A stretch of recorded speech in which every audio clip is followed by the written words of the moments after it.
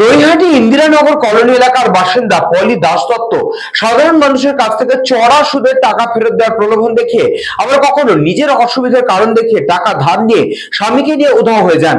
নৈহাটি থানায় অভিযোগ দায়ের হয়েছে মহিলার নামে। ঘটনার তদন্ত শুরু করেছে পুলিশ। নৈহাটির ইন্দিরানগর কলোনি এলাকার বাসিন্দা পলি দাস দত্ত সাধারণ মানুষের কাছ থেকে চড়া সুদে টাকা ফেরত দেওয়ার প্রলোভন দেখিয়ে আবার কখনো নিজের অসুবিধার কারণ দেখিয়ে টাকা ধার নিয়ে স্বামীকে নিয়ে উধাও হয়ে যান। এখানেই শেষ নয়, এলাকার 11 জন মহিলাকে নিয়ে স্বনির্ভর গোষ্ঠী চালিয়ে প্রায় 2.5 লক্ষ টাকা ব্যাংক থেকে লোন নিয়ে মহিলাদের কাছ থেকে সেই লোনের টাকা শোধের নাম করে টাকা নিয়ে ব্যাংকে না জমা দিয়ে সমস্ত টাকা নিজে আত্মসাৎ করে চম্পট দেয়।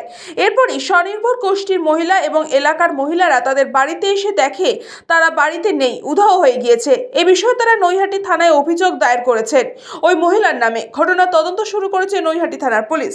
মহিলারা লোন নেয় নিজের কাজ করার জন্য সর্বশান্ত।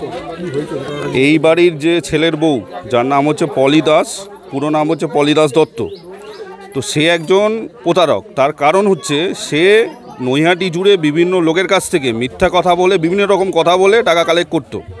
এবং এই ঘটনার সঙ্গে পলি দাসের মা বেবি দাস, বোন পম্পি দাস, এরা প্রত্যেকেই যুক্ত। মানে এই যে টোটাল টাকাটা তারা কালেক্ট করতো, এই টাকাটা তারা একত্রেই আত্মসাৎ করেছে। টোটাল আমাদের ধারণা মোটামুটি 20 থেকে 30 লক্ষ টাকা হবে। তার কারণ হচ্ছে